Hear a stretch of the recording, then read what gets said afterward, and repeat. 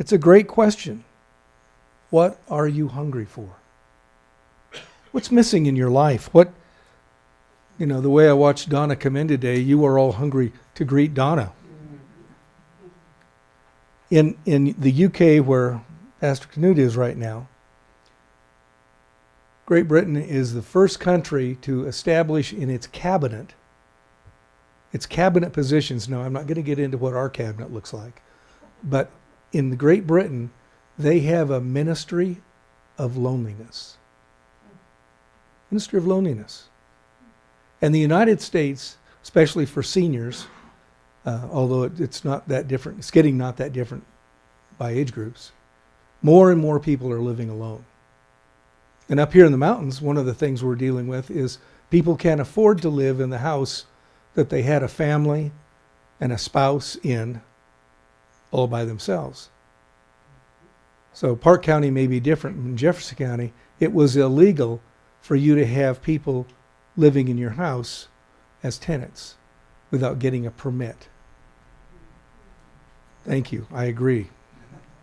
As the wind blows in. And yet when you think about it, when I build out my basement in my house, one of the thoughts I had is, yes, I'd like to be carried out from that house. I can see some nods of people who agree with that. But I also thought my basement apartment that I built for my dad, who is no longer with us, would be perfect for a caregiver. Would be perfect for some of the dozens and dozens and hundreds of people that have to live in Denver and drive up to Evergreen and all these mountain communities to work because they can't afford to live up here. But how much does it cost them of their paycheck to just get here? What are we hungering for? It's a question that goes beyond what feeds your body, what fuel it needs, but what quenches your midday cravings. It's a question that, if you allow it, tugs at much deeper drives and desires. What accomplishments are you feasting on, hoping it will give you that long sought-after sense of fulfillment? I'm one of those people that was one of the first. My mother was the first person in her whole generation in history, and my dad as well, to ever go to college. So as you can imagine, higher education, was very important to them. And it was very important that I did well in it. And yet, in this sense, I've had times when I became an educational snob. I was proud of my degrees. I worked hard for my degrees. But the reason that I have people call me Dr. Scott is not because of my degree. It's because that's a lot easier than my last name. It's a practical thing, Some people hope that in the United States there will always be a new, fresh wind that will make life better. That's where we are right now. A wind came through. It was more like a tornado, it seems, that will let us lick our chops for economic upswings. And still, we're looking for that latest technology. Vicky prides herself that she has an iPhone 8. I have a neighbor who prides himself that he's still trying to get away with a flip phone. And I'm not talking a new Samsung flip phone. When I joined as pastor of the Central City Church, they didn't have a copier. They didn't have a computer. I had to use all of my own equipment, and then get the bulletins printed and all. You're so wonderful, Jen. Thank you so much. That was one of the easiest bulletins I've ever done, and this last couple of years have been the first Christmases that I haven't done all the bulletins. Who's doing the Advent candle? Who's doing this or that? It was weird, after you've done that for 45 years. It's a little strange. But in all that logistical nature, thousands upon thousands of people around us are still hungry. You guys are incredible, what you're doing here. I thought it was so novel in Central City and other places that I've lived, because I have heated my house in Evergreen with wood, that there were people who went out and cut wood and had it available. And yet there's a whole program called Saws and Paws, and they get pet food and wood for people who can't afford, because those are usually the first two things. Well, then there's health care and, yeah, don't get me started. There's all of these things that we set aside. Well, we'll do that next time. So what I'm going to invite you today to do is to be honest with yourselves. Honest and admit that for many of us, the thing we hunger for really is a spiritual connection. I can tell we don't all agree on politics. I know we must all agree about Broncos, right? Oh. Yeah. Except in the church I preached in last time out in Meade, they were playing the Green Bay Packers, and there were people who came to church in their Packers outfits and their Broncos outfits. And you talk about politics. I knew that I was going to be in trouble there. But I had the great joy of living in Indianapolis when Peyton Manning was there, and heading the Council of Churches for the state. And the Manning family and Coach Dungy and others, every time we did a fundraiser, somebody showed up. They did golf tournaments and this and that, raising money for the poor in Indianapolis and the food banks around the state. And they did exactly the same thing when he followed me from Indiana back to Colorado. Thank you, Peyton. They've used that to be a part of their lives. But I dare say that our lives, as comfortable, take a deep breath, as comfortable as we are, we still have cravings. I'm supposed to go on a diet this year with my diabetes that's no alcohol, no sugar. That includes chocolate. That's one of my major food groups. And how do you do things like that? You do them because you have to. You do them because you must. But the cravings we have, whether it's financial security or keeping the power on in our homes and our businesses. I was thrilled when I got into the church and the power was out, but your heat was still working. It's not the case at my house, because the boiler's one that has an electric start.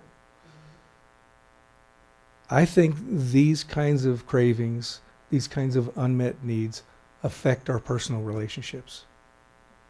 And God would say, and by the way, it affects your relationship with me. It affects our relationship with our spiritual connection. One of my favorite performers is Bono. His whole history, where he started, what he became, what he does with his money, all of that is just incredible. And he describes himself as a professing Christian. And he sums up our search for temporal deliverances. That's what I'm going to call our getting our cravings made in a spiritual way, a relational way, temporal deliverance. He describes it in this way. I have climbed the highest mountain. I have run through the fields. I have run, I have crawled, I have scaled these city walls, but I still haven't found what I'm looking for. I do a lot of work with clergy who are struggling as a counselor, and that's the line I hear over and over. God called me to do this. I love doing this. But in my case at Central City, with a need for a pacemaker that I wouldn't admit, the 23 steps up the circular staircase from downstairs to upstairs, which I did probably 6 or 7 times every Sunday, finally started to tell on me. And it took using my chainsaw, cutting up some wood, and passing out with the chainsaw. This is a tacky thing to do. I don't advise it. Don't even try to do it not at home. We found out that I had a problem. Now I have a pacemaker. Now I'm back to doing everything I need to do within reason. I have climbed the highest mountain. I have run through the fields. I have run, I have crawled, I have scaled these city walls. But I still haven't found what I'm looking for. Friends, I would say that in these moments, we have a long list of questions. What should we do with our life? Will the house sell? Am I going to move? I can just pick up a few things because every congregation has people going through change, has people making deep decisions, struggling with difficult questions, praying for people that they don't know, and praying for people that they know too well. What should I be doing with my life? How can I make a fresh start? Where's the guidance I need for happiness in my relationships? What's the point of day-to-day grind that I'm experiencing? How can I make the best use of my time and money and talents? Where's the evidence of God in this world? Where do we see God in our lives? Why do do really nasty things happen to innocent people? Is there more to this life than I can see? I shared with you last week that I wear this cross because it was given to me by a Ukrainian Orthodox priest. Last week we talked about the fact that I'd spent 8 different journeys with leading clergy to the Middle East, and 3 or 4 of those were in Gaza, and all in 4 of the 5 hospitals that I spent time in with people there are now completely destroyed. That's the world we live in. We got up to a different world today than we were looking at Friday. And it just seems to be going and going and going. But friends, the enormous important point here is Jesus is not here to satisfy our wants. How many of you have prayed for a parking place? How many of you have prayed for something that when you hear, the Lord is my shepherd, I shall lack nothing spiritual, it's really quick and easy to get right back to, the Lord is my shepherd, I shall not want, because God's going to give me everything I ask for. Well, there have been times in my life, especially every time I move from one church to the next, I would say, now Lord, let's be serious here. Do you really want this mountain climbing person to go to Indiana? Do you really think that this is a wise move? Or in the case of Central City, do you really want somebody who was a lobbyist for the Methodist Church in Washington, D.C. on health care and legalized gambling to be the pastor in Central City? You know, I told them that in the interview. And they still said, okay, well, we'll take what we can get. And I know when the first church council meeting came, there were 7 people, all were present. The 4 men came in wearing MAGA hats, and they wouldn't take them off in the church. I kind of knew what was ahead of me. The hats were not my job. The spiritual formation of the people in the church, that was my job. How to ask the right questions. Jesus is not a word we sit down and read.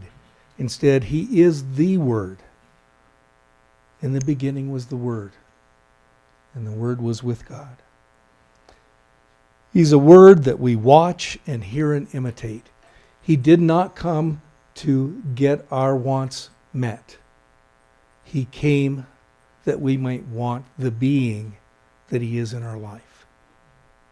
It's another one of those doing being questions. And it's equally true there aren't many among us who are going to take time to do the careful study and rules and regulations of the Old Testament books of law. So let me make it simple. Love the Lord your God with all your soul, with all your strength, with all your might, and love one another. That's the law that Jesus said. He knew, he was raised in, he experienced, he was completely in touch with all the other laws. He had to be, to break so many. You know, gathering grain on the Sabbath, healing all the people he did when he shouldn't have, talking to a Syrophoenician woman. You know, thank you, Dick, for thanking us for this church. It's a blessing. Every church is a blessing. This is special. But remember that one of the things that makes it special is that we live by a different set of rules.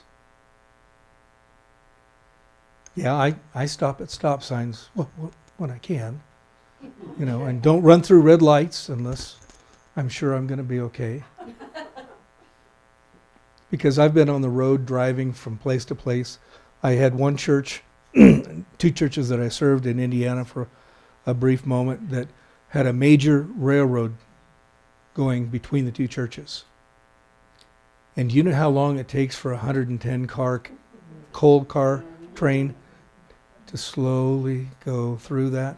If I didn't get through, and this is before cell phones, I had to call, you know, or get someone to call and say, I'm running late. They knew what was happening. If I wasn't there on time, the choir had 4 songs ready to go till I got there. Whatever the problem is in your life, Jesus is here to care for it, to be a part of it. But remember, in the beginning, the Word came forth from God's mouth. It covered the earth like a morning mist. And the earth, like each one of us, is thirsting for life. The earth opens her lips and she drank. Living things sprang forth, deer on the land, dolphins in the sea, birds in the sky, and beasts in the field. The mist watered the whole face of the ground until the dust no longer blew in the wind. Then, O Lord, you formed us from clay. You breathed into our nostrils your holy breath. This is your story, O God, and the glory of your creative word, the living water, the eternal fount. Our mouths shout your name into the heavens, and our feet dance your dance upon the earth. O Lord, may it be so. Amen.